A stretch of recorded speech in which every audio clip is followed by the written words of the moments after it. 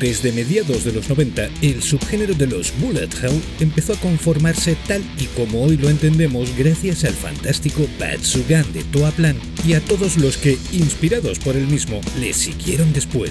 Y uno de sus discípulos más aventajados y pasados por alto fue Guardian Force, al que hoy le dedicamos este vídeo. Sed bienvenidos a Canal Freaks.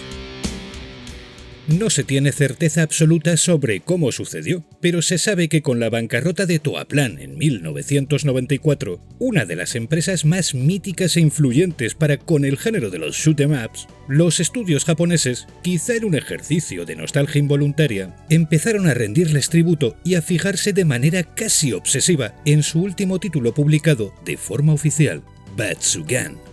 De las cenizas de esta maravillosa marca surgieron equipos como Cave, 18, Tamsoft, Gazelle y Takumi, que se encargaron de reavivar la llama de los juegos de naves, pero partiendo de las 4 bases principales que definieron a Batsugan: las abundantes oleadas de disparos que lanzaban los enemigos, el diminuto hitbox que poseía el sprite de la nave protagonista, el estridente y altamente eléctrico uso de su paleta de color y un sistema de puntuación y de nivel del jugador que funcionaban de forma independiente.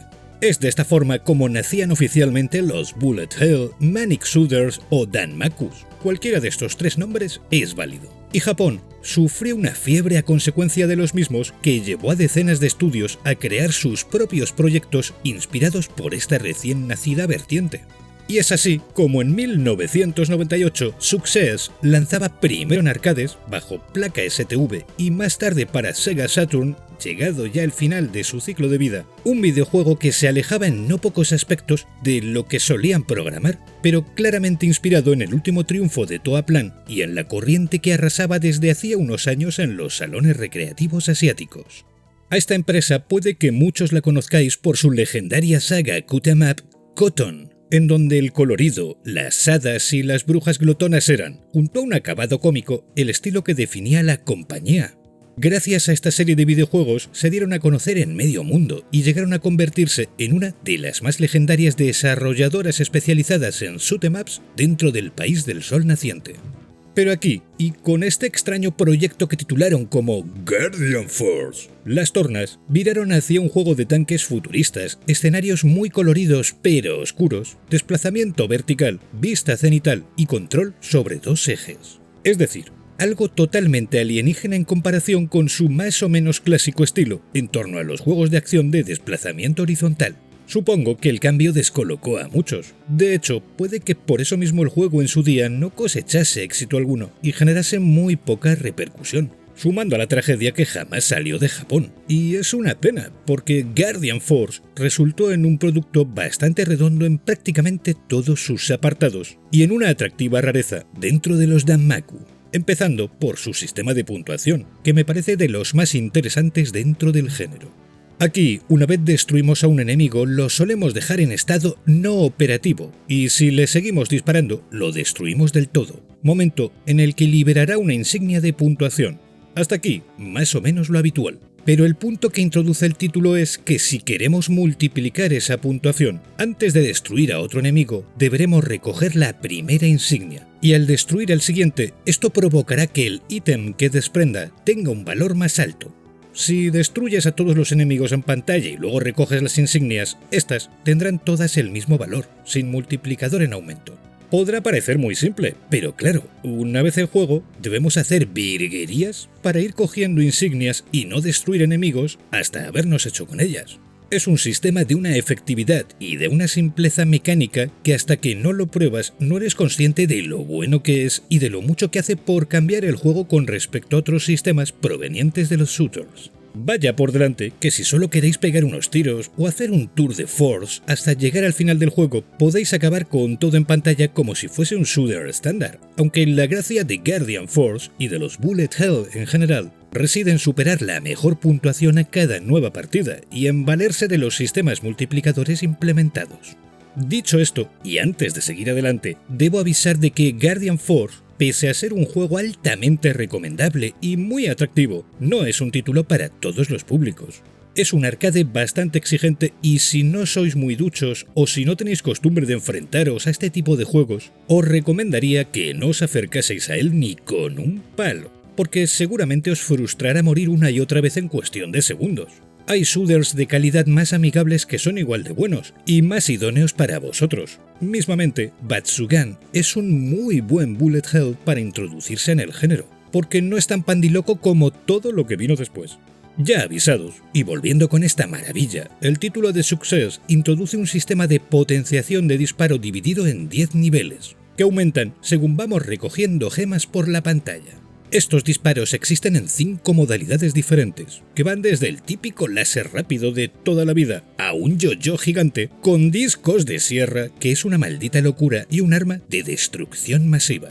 Son lo suficientemente variados a nivel jugable como para ofrecer distintas maneras de abordar cada fase, y todos tienen su ataque especial propio. Además de este armamento, podremos optar a varios tipos de options, que nos otorgarán un fuego aumentado con misiles dirigidos o de alto impacto. Y todo esto, que está muy bien, funciona de perlas gracias a un sistema de fuego y de control, que es la corona del título. El tanque se dirige con la cruceta, pero la torreta del mismo se ha de apuntar o usando los gatillos del pad o mediante la combinación de 2 botones. Y esta, a cada pulsación, gira 45 grados en la dirección deseada, haciendo que tengamos siempre un disparo doble que impacta en distintas direcciones. Es como un twin stick shooter al estilo Smash TV, pero con 2 armas que apuntar a la vez, la de la torreta móvil y un fuego frontal que siempre apunta en la dirección por la que se desplaza la pantalla, y en escenarios en movimiento constante. Por cierto, la orientación de estos cambia durante todas las fases, pudiendo avanzar en diagonal, hacia un lado o inclusive hacia abajo. Este detalle le da otro punto muy propio al juego y hace que aumente la dificultad en no pocos momentos, por un tema de orientación.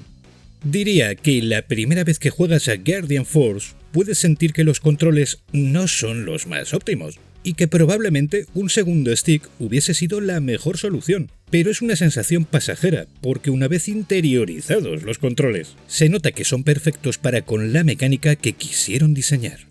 Es un título que cuenta con 8 fases ambientadas en selvas, desiertos, entornos alienígenas y zonas industriales o submarinas. Y según cómo las completemos, podremos acceder a un final y a un jefe oculto extra, gracias a una serie de enfrentamientos cronometrados que servirán para arañar más puntos si cumplimos con el tiempo objetivo y que desbloquearán algunos sucesos extraordinarios.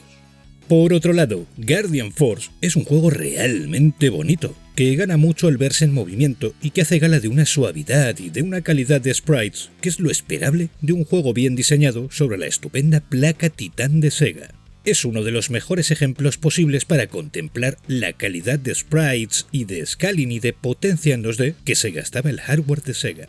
El colorido, pese a lo oscura de su ambientación, es magnífico y muy poco usual el modo en el que se emplea. Es muy similar en paleta a Batsugan, pero con un acabado mucho más tenue y menos eléctrico. Los enemigos están bastante detallados y, en líneas generales, impresionan, aunque todos terminan compartiendo unos parecidos más que evidentes. También cuenta con detalles muy chulos, como la capa transparente apenas perceptible que aparece en las fases submarinas, el detalle de poder incinerar a los minúsculos soldados enemigos que a veces salen de sus naves, o algunos efectos de scrolling muy llamativos. Guardian Force es una belleza con cierto exotismo, pero de incuestionable calidad. La banda sonora, por ir con otro de los aspectos del juego, cuenta con ritmos pegadizos y de una calidad aceptable, pero quizá sea su punto más regular o conformista. Y es que suena con muy poca contundencia y los instrumentos MIDI elegidos no siempre parecen los más idóneos. No es una catástrofe, pero pudo ser mucho mejor. Es decir, que es más un problema técnico que de composición. En definitiva, Guardian Force es un juego notable al que nadie atendió en su día, pero que con el tiempo se ha ido reivindicando cada vez más, principalmente por contener un enfoque de control, de puntuación y de dinámica de movimiento en juego que aún a día de hoy es atípico dentro del subgénero al que pertenece. A modo de opinión personal y de vivencia, yo no soy demasiado amante de los bullet hell. Prefiero los shoot 'em ups de carácter clásico, pero Guardian Force está entre mis favoritos. lo tenéis disponible en la mayoría de las stores digitales por un precio bastante asequible, gracias a la remasterización moderna que llevó a cabo City Connection. Así que no dudéis en haceros con él si os gusta este género tan de nicho. Por finalizar, que ya me olvidaba, es un título acojonante a dobles, en donde el segundo jugador cuenta con una tasa de fuego distinta a la del primero, además de alguna otra pequeña peculiaridad. Y bueno, llegados aquí y dicho esto, no me queda más que daros las gracias por vuestro tiempo y por vuestra atención. Nos vemos en el próximo vídeo. ¡Saludos!